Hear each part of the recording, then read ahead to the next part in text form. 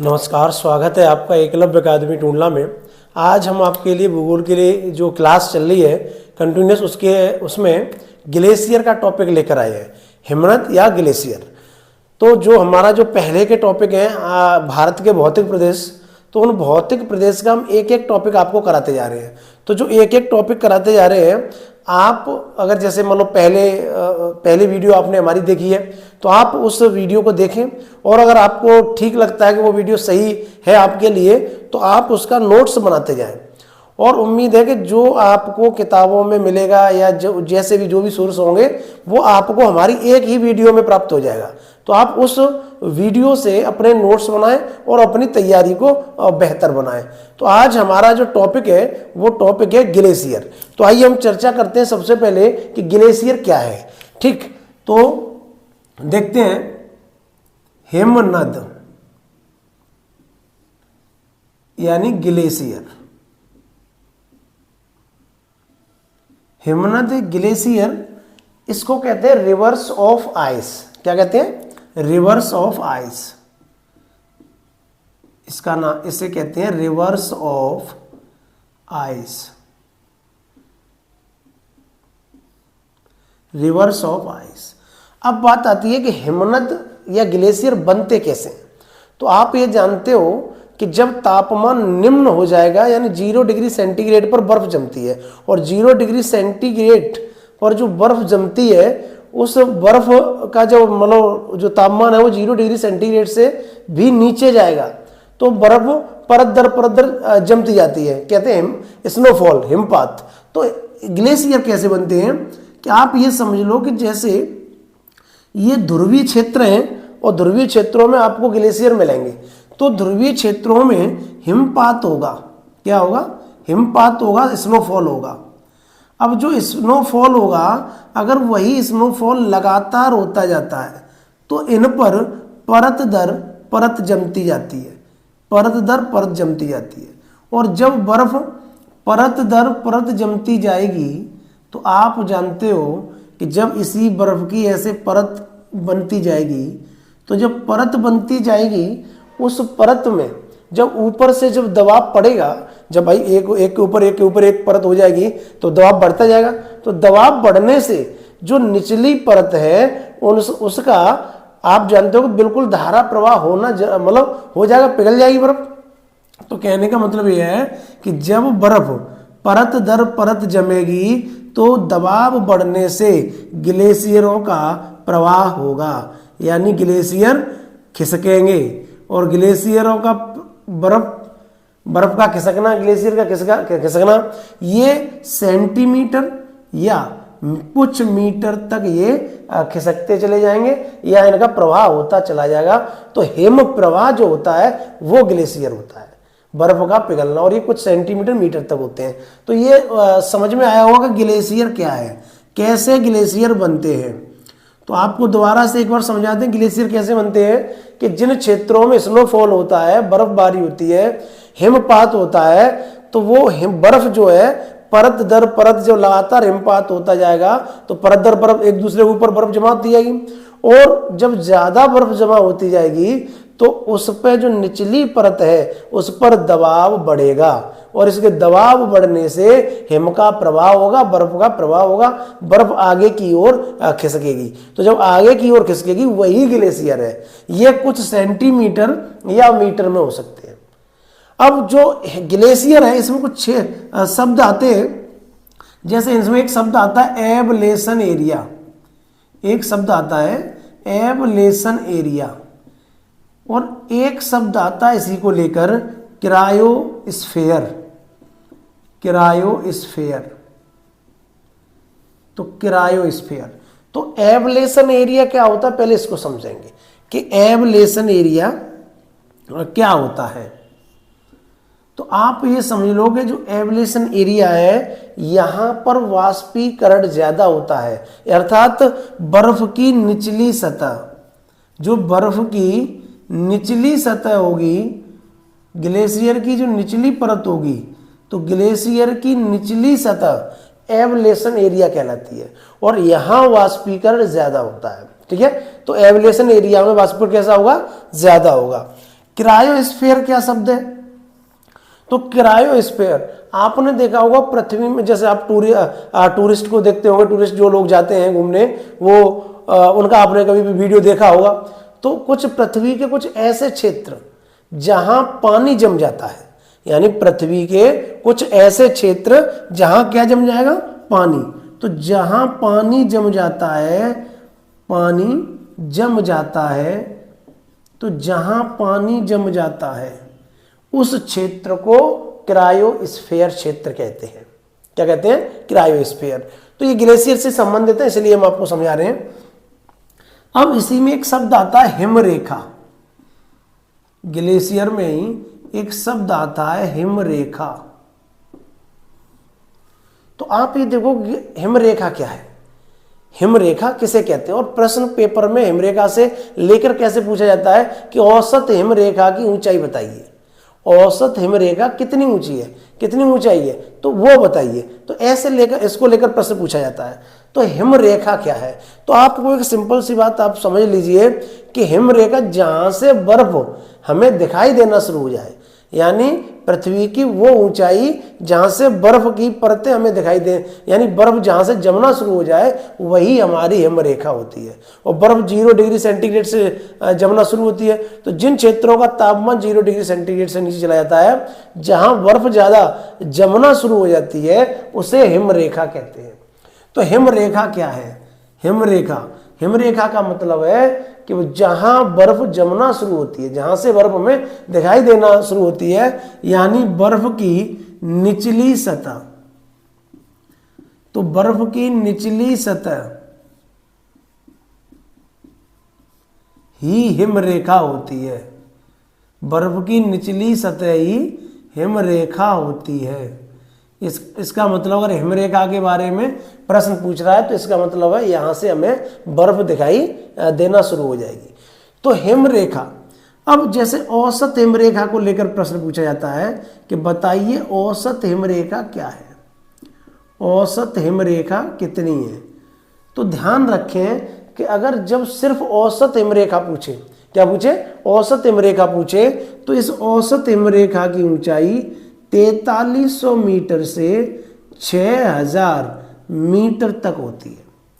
यानी बर्फ हमारी 4300 मीटर ऊंचाई से, धरातल से 4300 मीटर ऊंचाई से और 6000 मीटर ऊंचाई तक बर्फ जमती है। तो ये हमारी औसत हिमरेखा है। इसी में अगर हिमालय को लेकर पूछे तो महान हिमालय की औसत रेखा बताइए, कि महान हिमालय की औसत रेखा बताइए। तो महान हिमालय की औसत रेखा 4500 मीटर से 6000 मीटर तक होती है। तो महान हिमालय की औसत रेखा 4500 मीटर से 6000 मीटर तक होती है और औसत हिमरेखा 4300 मीटर से 6000 मीटर तक होती है। इसी में कश्मीर को लेकर प्रश्न पूछा जाता है कि कश्मीर हिमालय, हमने पिछले वीडियो में जो हिमालय का वीडियो हमने आपको क्लास ली थी हिमालय की, उसमें आपको समझाया था कश्मीर हिमालय, नेपाल हिमालय, पंजाब हिमालय, ठीक है। ये हिमालय हम उसमें बताया था कि नदी घाटियों के आधार पर हिमालय का मतलब विभाजन किया था, ठीक है। तो ये कश्मीर हिमालय है, इसकी ऊंचाई कितनी है? तो कश्मीर हिमालय की हिमरेखा की ऊंचाई, तो कश्मीर हिमालय में औसत हिमरेखा 6000 मीटर है। कितनी है कश्मीर हिमालय में? 6000 मीटर है। और इसी में असम हिमालय, तो असम हिमालय की हिमरेखा जो है आपकी 44-20 मीटर है। ये हिमरेखा को लेकर प्रश्न है, प्रश्न बनते हैं। तो समझ लीजिए आप एक बार कि हिमरेखा क्या है, कि जहां से हमें बर्फ दिखाई देना शुरू हो जाती है जिस ऊंचाई से, वही औसत, वही हिमरेखा होती है। अर्थात बर्फ की निचली सतह जहां से पहली परत उसकी जमती है, वो हिमरेखा है। हिमरेखा, औसत हिमरेखा की ऊंचाई 4300 मीटर से 6000 मीटर तक होती है, ठीक है। महान हिमालय पर जो औसत हिमरेखा है वो 4500 मीटर से 6000 मीटर है और कश्मीर हिमालय की हिमरेखा 6000 मीटर है। कितनी है? 6000 मीटर। और असम हिमालय की 44-20 मीटर है। तो बोलो ये बात समझ में आई कि नहीं आई? अब बात आती है ग्लेशियर कितने प्रकार के होते हैं। तो आप ये समझ लीजिए कि जो ग्लेशियर है, ग्लेशियर, ये ग्लेशियर कितने प्रकार के होते हैं। ठीक है, तो ग्लेशियर होते हैं दो प्रकार से इनको पढ़ा जाता है। एक होते हैं अल्पाइन ग्लेशियर, अल्पाइन ग्लेशियर, तो जो अल्पाइन ग्लेशियर, और दूसरे होते हैं ice sheet glacier, ice sheet glacier. तो अब इन दोनों के बारे में समझते हैं कि अल्पाइन ग्लेशियर किसको कहते हैं। तो अल्पाइन ग्लेशियर कहते हैं कि जब घाटी में बर्फ जमती है, यानी अगर घाटी में बर्फ जम जाए तो उसे घाटी ग्लेशियर कहते हैं, और अगर यही बर्फ मतलब पर्वतों पर जम जाए तो पर्वत ग्लेशियर हो जाता है। अर्थात घाटी और पर्वत ग्लेशियर इन दोनों को ही अल्पाइन ग्लेशियर कहते हैं। अगर बर्फ घाटी में जम जाती है तो भी अल्पाइन ग्लेशियर में आता है, पर्वत पर जम जाती है तो भी अल्पाइन ग्लेशियर में आता है। आइस शीट आप जानते हो, बर्फ की चादर, आइस शीट का मतलब बर्फ की चादर। और जब सर्दी ज्यादा होती, टेम्परेचर डाउन होता है, तो आपने मैदानी भागों में भी कहीं कहीं बर्फ की चादर देखी हुई, कहीं कहीं बर्फ जमी हुई देखी होगी। तो ये जो आइस शीट है ये सभी जगह पाई जा सकती है, सभी जगह। सभी जगह का मतलब है मैदान, पर्वत, पठार, घाटी, यानी ये लगभग हर जगह आइस शीट जमा हो सकती है, जम सकती है बर्फ। तो ये आइस शीट, तो दो प्रकार के ग्लेशियर होते हैं, अल्पाइन ग्लेशियर और आइस शीट ग्लेशियर। तो बताओ इतनी बात आप लोगों को समझ में आई कि नहीं आई। अब इस ग्लेशियर को लेकर ग्लेशियर कुछ संरचनाएं बना देते हैं, यानी ग्लेशियरों का जो प्रभाव होता है, हिम प्रवाह जो होता है, उससे कुछ आकृतियां बनती हैं। तो जो आकृतियां बनती हैं वो कौन कौन सी आकृतियां बनती हैं, तो तब तक आप इसका स्क्रीनशॉट ले लीजिए, फिर हम आपको आकृतियों के बारे में पढ़ाते हैं कौन कौन सी आकृतियां बनती हैं।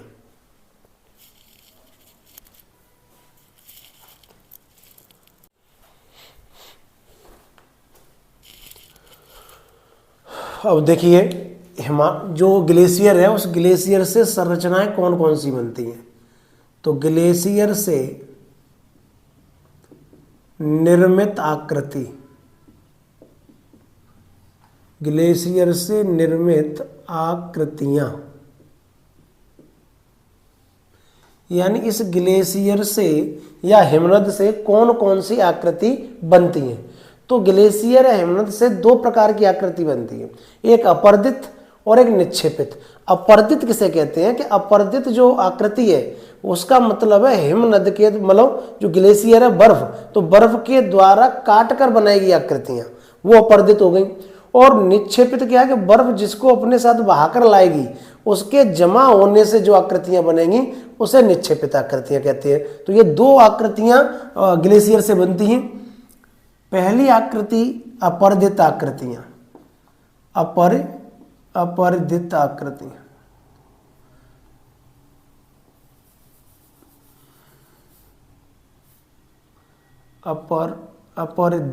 अपर्दित आकृतियां,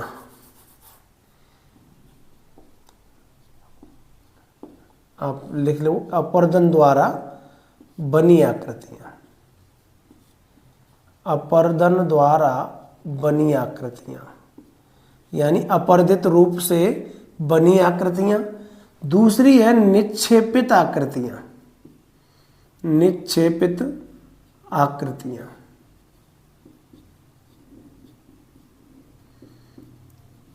यानी जमा होने से जो आकृतियां बनती हैं उन्हें निक्षेपित आकृतियां, और अपर्दन द्वारा जो आकृतियां बनती हैं उन्हें अपर्दित आकृतियां कहते हैं। तो जो अपर्दन द्वारा जो आकृति बनती हैं उनमें कौन कौन सी आकृतियां आती हैं। तो देखो पहले नंबर पे यू आकार की घाटी, यू आकार की घाटी, यू आकार की घाटी। नंबर 2 लटकती घाटी, लटकती घाटियां। Number 3 cirque, cirque. Number 4 horn. Number 5 arete. Number 6 सिरंग। और नंबर 7 फियोर्ड, फ्यूड। ये आकृतियां आपकी बर्फ के द्वारा काटकर बनाई गई आकृतियां होती हैं। यू आकार की घाटी, लटकती घाटी, सर्क, हॉर्न, आरेत, सुरंग और फ्योर्ड। अगर हम निक्षेपित आकृतियां हम देखें कि निक्षेपित आकृतियां क्या है, तो निक्षेपित आकृतियों में आप समझिए कि निक्षेपित आकृतियों में पहला आता है हिमोड, जो बर्फ के जमा होने से बनता है। हिमोड पहली आकृति हिमोड। सेकंड जो आकृति है हिमोड के बाद वो है ड्रमलिन। ड्रमलिन के बाद तीसरी आकृति जो है वो है एस्कर। और चौथी जो आकृति है वो है हिमानी मैदान। हिमानी मैदान, हिमानी द्योत मैदान, हिमानी द्योत मैदान, बर्फ के द्वारा जो मैदान बने होते हैं। तो ग्लेशियर से निर्मित आकृतियां, एक तो अपर्दन द्वारा बनी आकृतियां और निक्षेपित आकृतियां। तो जो अपर्दन से आकृतियां बनी वो कौन कौन सी बनी है? यू आकार की घाटी, लटकती घाटी, सर्क, हॉर्न, आरेत, सुरंग और फ्योर्ड। और जो बर्फ के जमा होने से जो घाटी बनी हो, जो आकृति बनी होती है वो हिमोड, ड्रमलिन, एस्कर और हिमानी द्योत मैदान। ये हमारी आकृतियां हैं जो ग्लेशियर से बनी होती हैं। अब हम इनको एक एक करके पढ़ते हैं। तो पहले नंबर पे हम आपको पढ़ाते हैं अपर्दन द्वारा बनी आकृतियों के बारे में। तो पहली आकृति है यू आकार की घाटी। यू आकार की घाटी। अब आप इस यू आकार की घाटी को देखो कि जब नदियां, युवा, आपने देखा होगा कि हिमालय एक युवा पर्वत है, ठीक है, हिमालय युवा पर्वत है, उसमें नदियां जो घाटियां बनाती हैं वो वी आकार की घाटियां बनाती हैं। नदियां कैसी आकार की बनाती हैं? नदियां वी आकार की घाटियां बनाती हैं। और जब नदियों द्वारा जो वी आकार की घाटियां बन जाती हैं, जब इसमें बर्फ प्रवाहित होती है, जब इसमें बर्फ गिरती है, बर्फ प्रवाहित होती है, तो आप जानते हो कि जब ये बर्फ है, जब इस बर्फ गिरेगी, बर्फ बहेगी इस घाटियों में होकर, तो वो इस घाटी की जो आकृति है उसको अपर्दित करती चली जाएगी, काटती चली जाएगी और इस प्रकार से यू आकार की घाटी बना देगी। क्या बना देगी? यू, इसको काट देगी तल को, और जब तल को काटेगी तो वो यू आकार की घाटी बन जाएगी। तो वी आकार से यू आकार की घाटी बन जाती है। और ये यू आकार की घाटी हिमनद ग्लेशियर द्वारा बनती है। बात समझ में आई कि वी आकार की घाटी में जो हिम प्रवाहित होती है तो वो जो सतह है उसको अपर्दित करती चली जाती है और इस प्रकार की आकृति बना देती है। तो इसे कहते हैं यू आकार की घाटी। ठीक। नंबर 2, आपसे प्रश्न कैसे बने पूछा जाएगा। तो अगर हमें यह पता है कि इसका प्रश्न कैसे आ सकता है तो हमें ज्यादा दिनों तक उसको याद रख सकते हैं। प्रश्न आता है कि यू आकार की घाटी निम्न में से किससे संबंधित है? हिमनद, नदियां या हवा, इस प्रकार से आपसे पूछा जाएगा। तो आप जानते हैं हिमनद यू आकार की घाटी बनाता है। नंबर 2 हम देखते हैं, दूसरा है लटकती घाटी। तो आप देखो लटकती घाटी कि लटकती घाटी क्या है। तो ये जो लटकती घाटी है वो कैसे बनती है? तो देखो, एक तो ये यू आकार की जो घाटी है, उस यू आकार की घाटी में ये हिम प्रवाह हो रहा है, यानी ग्लेशियर बह रहा है। तो ये हिमनद या ग्लेशियर 1, हिमनद फर्स्ट, ग्लेशियर पहला। और इसी के सहारे जब धरातल पर दूसरा ग्लेशियर प्रवाहित होगा, दूसरा ग्लेशियर बहेगा, तो आप जानते हो कि ये ग्लेशियर जब इस घाटी में उतरेगा तो ये इस प्रकार से उतरेगा। और जब इस प्रकार से उतरेगा तो इसके सहारे ये जो है इसके सहारे बहेगा। और जब ये इसके सहारे बहेगा तो इस प्रकार से आपको ये दिखाई देगा कि एक लटकती घाटी के रूप में ये दिखाई देगा। अर्थात ये लटकता हुआ ग्लेशियर दिखाई दे रहा है, तो इसलिए ये लटकते हुए रूप में दिखाई दे रहा है, तो इसलिए इसको लटकती घाटी कहा जाता है। तो लटकती घाटी भी हिमनद बनाता है। कैसे बनाता है समझ में आ गया कि एक ग्लेशियर ये है और दूसरा ग्लेशियर ये है। जब ये ग्लेशियर इस घाटी में उतरेगा तो ये उसकी दीवारों के सहारे लटकता हुआ आपको दिखाई देगा, इसे लटकती घाटी कहते हैं। नंबर 3, तीसरा देखो आप क्या है। तीसरा है सर्क। कि सर्ग क्या है, तो हम सर्ग को समझते हैं कि सर्ग क्या है। तो आप ये समझिए कि जो एक पर्वत या पहाड़ है, पर्वत या पहाड़, ये पर्वत है, अगर किसी वजह से इस पर्वत में अपर्दन हो जाता है किनारे, यानी किनारों से ये टूटना शुरू हो जाता है, किनारों से टूटना शुरू हो जाता है, तो ये जब कोई बर्फ है, बर्फ मतलब पर्वतों पर गिरेगी, बर्फ जब पर्वतों पर गिरेगी और यहाँ से किसी वजह से वो उसका अपर्दन पर्वत का हो रहा है, तो बर्फ धीरे धीरे ये जमा होती जाएगी। जब यहाँ जमा होती जाएगी तो यही धीरे धीरे इसको इस तरीके से काट देगी। तो ये इस तरीके से बर्फ इसको काट देगी। जब ये बर्फ काट देगी तो आपको ये आकृति कैसी दिखाई देगी, इस प्रकार की आकृति बनेगी, ये इस प्रकार की आकृति। और ये आकृति आपने देखी होगी कि ये एक आरामदायक कुर्सी के रूप में दिखाई दे रही होगी। कैसी कुर्सी बन रही है? आरामदायक कुर्सी। तो सर्ग कैसी आकृति बनाता है? ये आरामदायक कुर्सी की आकृति बनाता है, आरामदायक कुर्सी। तो आरामदायक कुर्सी की आकृति बनाता है, इसलिए जो इस तरीके की आकृति जो बनती है उसे सर्ग कहते हैं। क्या कहते हैं? सर्ग कहते हैं। अब चौथा नंबर आता है इसमें, नंबर 4, हॉर्न।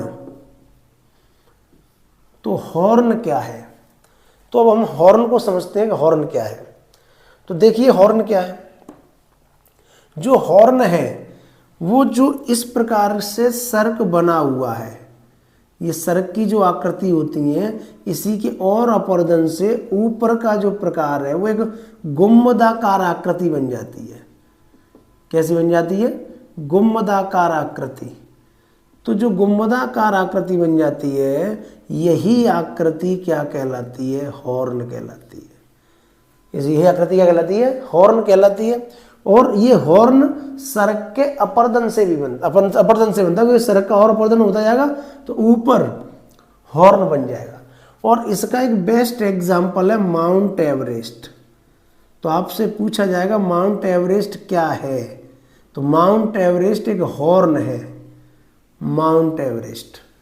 तो इसका जो हॉर्न, माउंट एवरेस्ट एक हॉर्न है, ये इसका एग्जाम्पल है हॉर्न का। तो माउंट एवरेस्ट क्या है? एक हॉर्न है। अब हम बात करते हैं आरेत की, कि ये आरेत क्या है। तो अब देखिए 5वां आरेत, कि आरेत क्या है। तो आप जानते हो कि जब इसी तरीके से पर्वतों का बर्फ के द्वारा अपर्दन होता है तो इस प्रकार से नुकीले पर्वत टाइप बन जाते हैं, ऊपर नुकीले शिखर बन जाते हैं। तो बर्फ के द्वारा जब ये नुकीले शिखर बन जाते हैं, इन्हीं को कहते हैं आरेख। इस आकृति को क्या कहते हैं? आरेख। नुकीले शिखर, नुकीले शिखर। तो जब ये नुकीले शिखर बन जाते हैं तो इन्हीं को कहते हैं आरेत। क्या कहते हैं? आरेत। अब आता है सुरंग, कि सुरंग क्या है।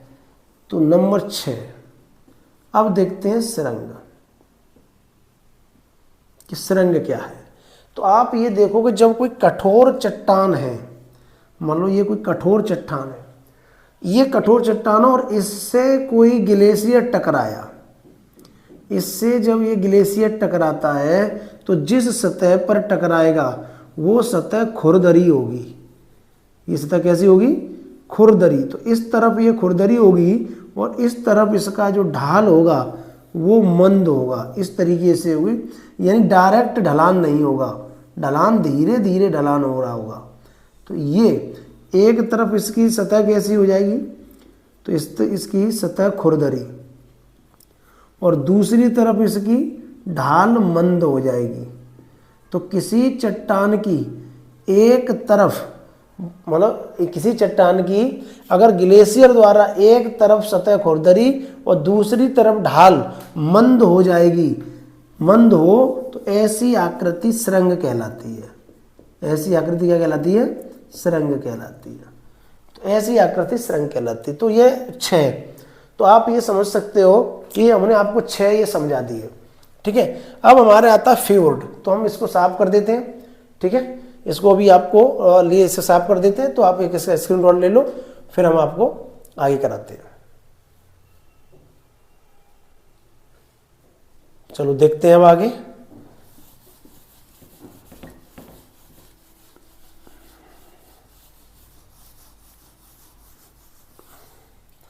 अब देखते हैं फ्योर्ड, कि फ्योर्ड क्या है। फ्योर्ड क्या है, तो फ्योर्ड में समझेंगे फ्योर्ड कैसे, मतलब फ्योर्ड की जो आकृति वो कैसे बनती है। तो फ्योर्ड की आकृति बनती है कि एक तरफ मान लो ये समुद्र का प्रवाह है, समुद्र बह रहा है, तो ये समुद्र बह रहा है और इधर से समुद्र में ग्लेशियर मिल रहे हैं। तो समुद्र में ग्लेशियर मिल रहे हैं, तो जब ये ग्लेशियर है, ये ग्लेशियर है, ये समुद्र है, तो जब ग्लेशियर समुद्र में मिलते हैं तो जो समुद्र का जो तट है, समुद्र का जो तट है वो ग्लेशियर के टकराने से, ग्लेशियर के टकराने से उस समुद्र के तट में टूट फूट हो जाती है। यानी समुद्र का जो तट है वो टूट फूट हो जाती है। तो समुद्र के तट में जो टूट फूट होती है वो क्षेत्र कहलाता है फ्योर्ड। क्या कहलाता है? फ्योर्ड।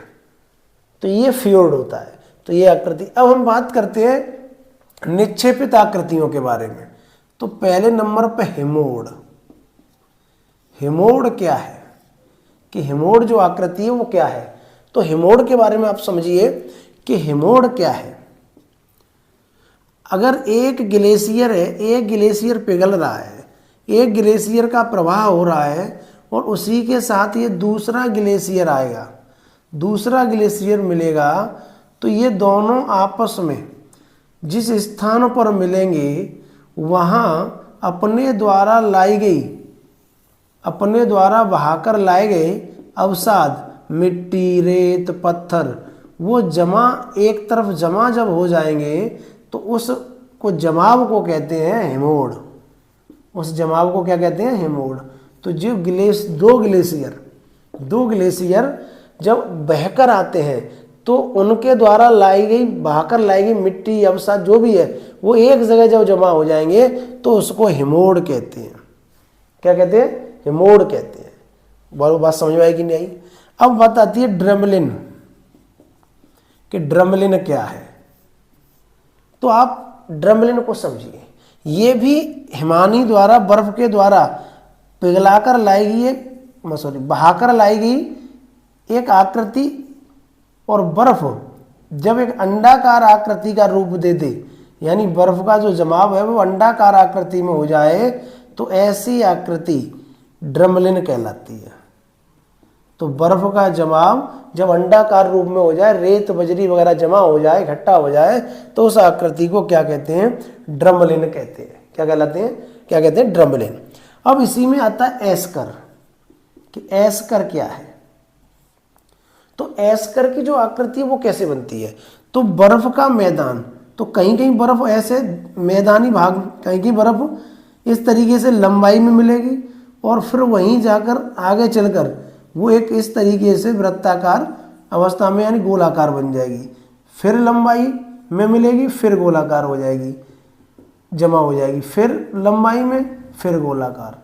तो ये जो आकृति है वो एस्कर कहलाती है, कि जो बर्फ का जमा हुआ पहले लंबाई में फिर गोलाकार, पहले लंबाई फिर लंबाई में फिर गोलाकार। तो ये आकृति हमारी एस्कर कहलाती है। क्या कहलाती है? एस्कर। इसके बाद आता है हिमानी द्योत मैदान। तो जो मैदान होते हैं, हिमानी द्वैत मैदान, द्योत मैदान होते हैं, ये बर्फ के द्वारा जो बहाकर लाई जाती है मिट्टी वगैरह, उसके जमा हो जाने से समतल आकृति जो बनती है वो हमारा मैदान कहलाती है, हिमानी द्योत मैदान। तो बर्फ के द्वारा बहाकर लाए गए अवसाद जब मैदान मतलब एक समतल एरिया में विस्तृत हो जाते हैं, फैल जाते हैं, तो उसको मैदान कहते हैं। इसी में एक आता है हिमसोपान, यही हम समझा देते हैं आपको, हिमसोपान। हिमसोपान। तो हिमसोपान क्या है कि जो बर्फ पर्वत है, जैसे पर्वत श्रेणी है तो ये ऊंचाई है, फिर उसके इससे कम ऊंची पर्वत श्रेणी है, फिर उससे कम ऊंची पर्वत है, फिर उससे कम ऊपर।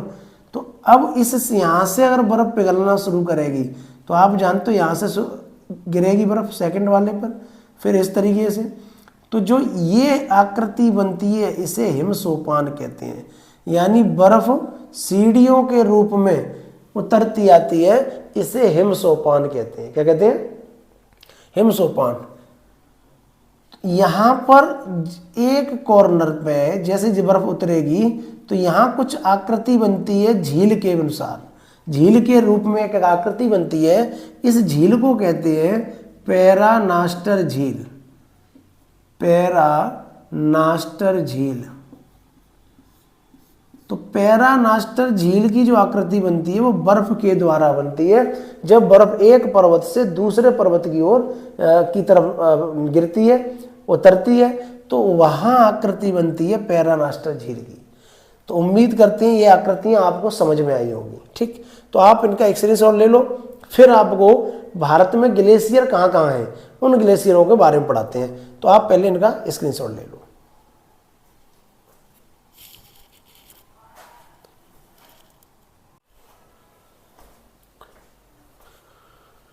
अब देखिए आगे कि जो भारत में ग्लेशियर हैं वो कौन कौन से ग्लेशियर भारत में हैं, और क्रम से अगर हम बात करें कि सबसे बड़ा भारत का ग्लेशियर कौन सा है, ठीक, तो उसके लिए हमने आपके सामने ये कुछ ग्लेशियर्स लिखे हैं।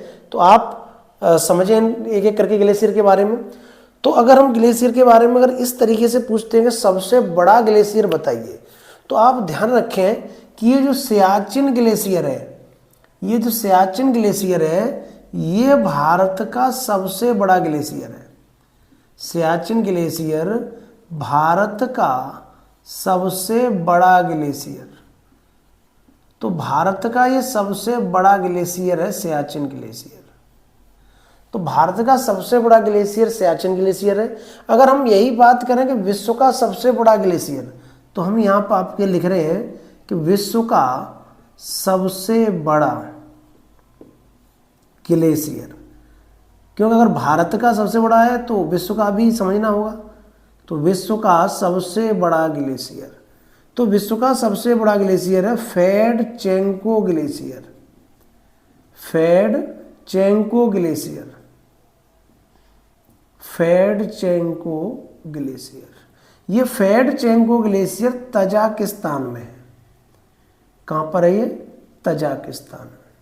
और इसकी जो लंबाई है वो है 77 किलोमीटर, यानी 77 किलोमीटर। और भारत का सबसे बड़ा ग्लेशियर है सियाचिन ग्लेशियर, जिसकी लंबाई है 76.6 किलोमीटर। ये बात समझ में आई। इस अगर हम सियाचिन ग्लेशियर की बात करें तो ये जो सियाचिन ग्लेशियर है, इस सियाचिन ग्लेशियर का सियाचिन शब्द का अर्थ होता है गुलाबों की भरमार। सियाचिन का क्या अर्थ है? गुलाबों की भरमार। ये सियाचिन ग्लेशियर भारत की दृष्टि से बहुत इंपॉर्टेंट ग्लेशियर है। क्यों? क्योंकि इस सियाचिन ग्लेशियर से चाइना और पाकिस्तान दोनों पर नजर रखी जा सकती है। और दोनों आप जानते हो कि दोनों ही इस तरह मतलब इस प्रवृत्ति के देश हैं कि वो छिपकर वार करने में दोनों ही माहिर हैं, छिपकर वार करने में। तो सियाचिन ग्लेशियर भारत की दृष्टि से मोस्ट इंपोर्टेंट ग्लेशियर है। और ये भारत ने 1984 में भारत ने यहाँ पे एक ऑपरेशन चलाया था, ऑपरेशन मेघदूत, ऑपरेशन मेघदूत। और इस ऑपरेशन मेघदूत से सियाचिन ग्लेशियर को अपने नियंत्रण में किया। तो 1984 से ये ऑपरेशन मेघदूत चलाया गया, 1984 से। तो 1984 से ऑपरेशन मेघदूत चला था और तब से ये भारत के कंट्रोल में। यहाँ पाकिस्तान का एक ऑपरेशन था, ऑपरेशन अवबेल। तो पाकिस्तान ने चलाया था ऑपरेशन अवबेल और भारत ने चलाया था ऑपरेशन मेघदूत। तो भारत के कंट्रोल में ये 1984 से है। बोलो, ये बात समझ आई। अब हम बात करते हैं भारत के 4 बड़े ग्लेशियरों की। कि 4 बड़े ग्लेशियर बताइए कौन कौन से हैं। तो उसके लिए हमने आपके लिए एक ट्रिक बनाई है, उस ट्रिक को आप याद कर रहे हैं तो उससे 4 बड़े ग्लेशियर आपको याद हो जाएंगे। ट्रिक क्या है समझें कि सियाका बीएफ बाहर है, सियाका बीएफ बाहर है, इसका मतलब सियाचिन हो गया, तो ये सबसे बड़ा हो गया नंबर 1। बीएफ का मतलब ब्याफो, ये ब्याफो ग्लेशियर हो गया, ये दूसरा बड़ा ग्लेशियर हो गया भारत का, ठीक है। ये बाल्टोरो ग्लेशियर हो गया, बाल्टोरो, ठीक, ये तीसरे नंबर का, और हिस्पर ये चौथे नंबर का ग्लेशियर हो गया। तो इस तरीके से 4 बड़े ग्लेशियर हैं कि सियाका बीएफ बाहर है, सियाका बीएफ बाहर है, ये ग्लेशियर को याद करने की ट्रिक है। अब आपको इनकी लंबाई समझाते हैं। तो सियाचिन जो ग्लेशियर है इससे एक नदी निकलती है और उस नदी का नाम है नुब्रा नदी। कौन सी नदी है? नुब्रा नदी। तो सियाचिन से निकलती है नुब्रा नदी, ठीक है। अब सियाचिन के बाद ब्याफो जिसकी लंबाई 67 किलोमीटर है, यह पीओके में है, गिलिस्तान के क्षेत्र में है। इसके बाद बाल्टोरो 62 है और हिस्पर 61 किलोमीटर है। तो ये 4 बड़े ग्लेशियर हैं भारत के। ये चारों ही ग्लेशियर, ये सब जो ग्लेशियर है ये सब काराकोरम श्रेणी का हिस्सा है। ये चारों ही ग्लेशियर किसका हिस्सा है? काराकोरम। ये चारों ही ग्लेशियर काराकोरम का हिस्सा है, काराकोरम। तो ये काराकोरम श्रेणी का हिस्सा है ये चारों ग्लेशियर। अब बात करते हैं, ये आपको ये 3 दिखाई दे रहे होंगे। तो नंबर 1 ये जो ग्लेशियर है ये रीमो ग्लेशियर है, रीमो ग्लेशियर है। नंबर 2 ये पुनमाह ग्लेशियर है, पुनमाह। और तीसरा ये रूपल ग्लेशियर है। ये तीनों ही ग्लेशियर जम्मू कश्मीर में है, तीनों ग्लेशियर किसमें है? जम्मू कश्मीर में। अब ये गंगोत्री है, गंगोत्री को तो आप जानते हो कि इससे गंगा नदी निकलती है। गंगोत्री इसकी 30 किलोमीटर लंबाई है। यमुनोत्री से यमुना नदी निकलती है। ये जो उत्तराखंड में, ये कहाँ पे है? ये सब उत्तराखंड में है। और उत्तराखंड में ये सतोपत ग्लेशियर है, इससे अलकनंदा नदी निकलती है, अलकनंदा का उद्गम। तो सतोपत ग्लेशियर से अलकनंदा का उद्गम होता है। इसी उत्तराखंड में ये मिलाम है और इस मिलाम से निकलती है शारदा नदी। कौन सी नदी निकलती है? शारदा नदी का उद्गम मिलाम से होता है। ये पिंडारी जो ग्लेशियर है ये ट्रैकिंग के लिए मोस्ट इंपोर्टेंट है। ट्रैक करने के लिए, घूमने फिरने के लिए, ये ट्रैकिंग के लिए मोस्ट इंपोर्टेंट है पिंडारी। इसके बाद उत्तराखंड में एक कफनी है, ठीक, कफनी ग्लेशियर उत्तराखंड में है। अगर हम हिमाचल प्रदेश की बात करें तो हिमाचल प्रदेश में भी काफ़ी ग्लेशियर है और एक ग्लेशियर है सोना पानी ग्लेशियर, सोना पानी ग्लेशियर, सोना पानी ग्लेशियर। ये पीर पंजाल श्रेणी का सबसे बड़ा ग्लेशियर है, पीर पंजाल श्रेणी का सबसे बड़ा ग्लेशियर। तो पीर पंजाल श्रेणी का सबसे बड़ा ग्लेशियर है। तो पीर पंजाल श्रेणी का सबसे बड़ा ग्लेशियर कौन सा है? सोना पानी ग्लेशियर है हिमाचल प्रदेश में। बोलो ये बात समझ में आई कि नहीं आई? अब हम जेमू ग्लेशियर की बात करते हैं। जेमू ग्लेशियर सिक्किम में है और इससे एक नदी निकलती है, तीस्ता नदी। कौन सी नदी निकलती है? तीस्ता नदी। ये जो ग्लेशियर है ये लोनक ग्लेशियर है। तो लोनक और जेमू ये दोनों ही सिक्किम में है, जेमू और लोनक सिक्किम में। और जेमू से क्या नदी निकलती, कौन सी नदी निकलती है? तीस्ता नदी निकलती है। इसके बाद अरुणाचल में कंगटो और विचोम, ये दोनों अरुणाचल में है, कंगटो और विचोम, ये दोनों अरुणाचल में है। तो ये आपको ये ग्लेशियर समझ में आए होंगे कि कौन कौन से ग्लेशियर हैं भारत में और उनकी क्या क्या स्थिति है और उनसे क्या क्या कौन कौन सी नदियाँ निकलती हैं। अगर हम ग्लेशियर के फायदे की बात करें कि ग्लेशियर से क्या लाभ है, तो आप ये समझ लो कि विश्व का 69% जो ताज़ा जल है विश्व का 69% जो ताजा जल है वो इन्हीं ग्लेशियरों से मिलता है। और जितनी नदियां हैं भारत में, 12मासी नदियां हैं, यानी हर 12मासी नदियां का मतलब है हर समय नदियां प्रवाहित होती रहती हैं। जो कि बरसात तो आप जानते हो वही 3 से 4 महीने तक बरसात होती है, उसमें ये नदियां इतने साल पूरी साल कैसे बह लेती हैं? तो वो पूरे साल बहती हैं तो इन्हीं ग्लेशियरों की वजह से बहती हैं। तो आप ये समझ लो कि ग्लेशियर का सबसे बड़ा फायदा है कि आज जो हमारे यहाँ का जल स्तर है या हमारे यहाँ की जो नदियां हैं, 12मासी जो नदियां हैं, वो इन्हीं ग्लेशियरों की वजह से है। अब इनमें समस्या क्या हो रही है, जो प्रेजेंट टाइम में वर्तमान में समस्या क्या उत्पन्न होती है कि जो पृथ्वी का तापमान है वो लगातार बढ़ता जा रहा है, और वो लगातार बढ़ने की वजह है वाहन, व्हीकल। तो आपने देखा हो व्हीकल, एसी, मोटर, ये आजकल इसका प्रयोग आम हो गया है। और इनसे जो गैसें निकलती हैं, इन गैसों से पृथ्वी का जो टेम्परेचर है वो बढ़ता है। और जब पृथ्वी का टेम्परेचर बढ़ेगा तो उसमें तापमान में वृद्धि होगी, और तापमान में वृद्धि होगी तो ग्लेशियर पिघलेंगे, और ग्लेशियर पिघलने से समुद्र का जल स्तर बढ़ेगा। समुद्र का जल स्तर बढ़ा तो उसके आसपास रहने वाले आसपास जो इलाके होंगे वो डूब जाएंगे। तो एक बड़ा नुकसान हो सकता है अगर पृथ्वी का तापमान इसको नहीं रोका गया बढ़ने से। तो अगर ये तापमान इसी तरह से बढ़ता चला गया तो ग्लेशियर पिघल जाएंगे और पृथ्वी का एक बड़े हिस्से में तबाही होगी। तो इसलिए इसके फायदे भी हैं तो नुकसान भी हैं। अगर प्रकृति से संतुलन प्रकृति का बनाए रखना है, और उसमें हर आदमी की जिम्मेदारी है, आपकी और हमारी सबकी जिम्मेदारी है पृथ्वी का संतुलन बनाए रखना। तो ये ग्लेशियर का टॉपिक था आपके लिए, ठीक। तो आप इसको नोट कर लें, स्क्रीनशॉट ले लें।